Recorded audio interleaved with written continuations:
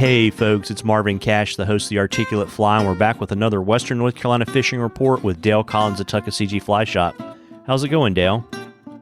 Going pretty good, man. Looking at some happy ducks here in Western North Carolina. A lot of rain in the last 7 days, and more on the way.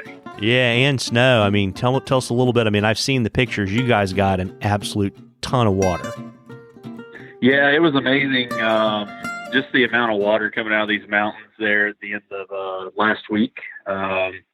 We received about 5 to 6 inches in a 24 to 36 hour period, and the rivers and creeks just couldn't handle it. And the further you went downstream, the higher the water, of course, got. And the Tuck did come out of its banks down in the Bryson City area, and kind of just amazing to see the power of water. And you look at what normally on the Tuckaseegee might be a 3-foot drop there by the 19 bridge in Bryson City.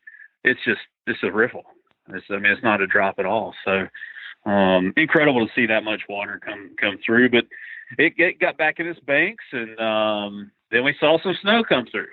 So Saturday morning, I know some people got out and did some fishing ahead of it, and it was probably a good time to be fishing ahead of that next front that brought the snow. So in between these things, you can find some decent opportunities.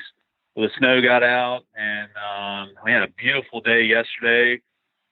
Snow is melting, but where you could find the right creek with the right color water, you could catch fish with some heavy tungsten nymphs, tight lining, and making it happen. So Kevin there was fishing the Cherokee Trophy waters yesterday.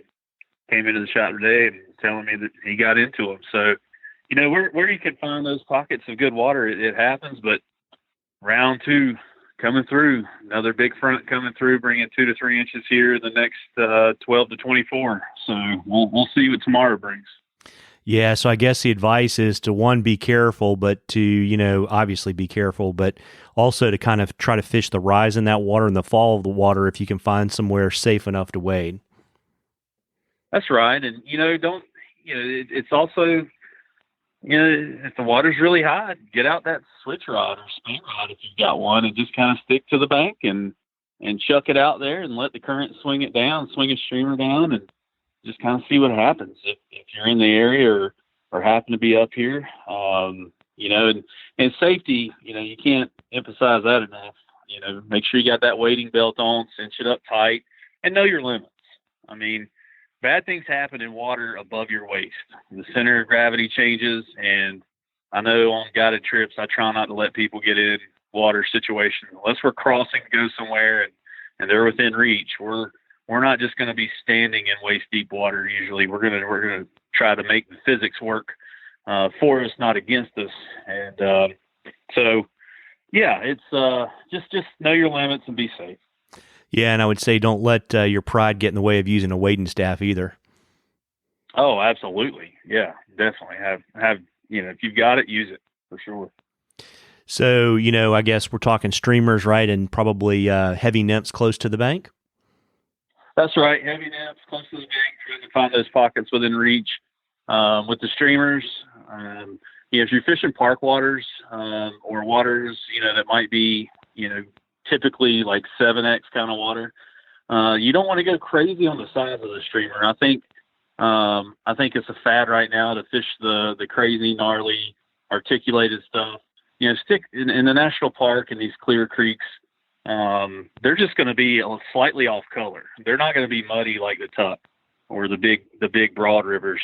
So you can't go crazy on the size of the streamer. So stick within, Sculptzilla kind of pattern, zoo cougars, nothing over like, 4-inch thing. That stuff isn't, those fish just either get spooked or laugh at it. So, then, if you are on a lower elevation river, you can throw something, that might be a little larger and push water a little more, make a little bit louder vibration to get some fish to follow it.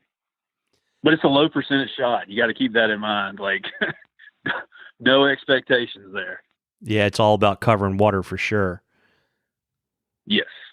And of course, this is the fishing report where we actually make someone's day and we draw from all the folks that gave us questions over the past season. Why don't you let folks know what the lucky winner is going to get? Yeah, man, we'll do a $50 gift card to use at either of the Tuck Fly Shop locations. Well, that's great. Well, the lucky winner for the Tuckaseegee Fly Shop Fishing Report for this past season is Jonathan Moore. So, Jonathan, if you'll reach out to me on the Articulate Fly Facebook page, I'll make sure that you get taken care of. And before I let you go, Dale, why don't you let folks know where you can find the shops and find you guys on the internet? Absolutely. Well, we're located downtown Bryson City at 3 Depot Street, right across from the train depot with a big brown trout statue out in front of the shop.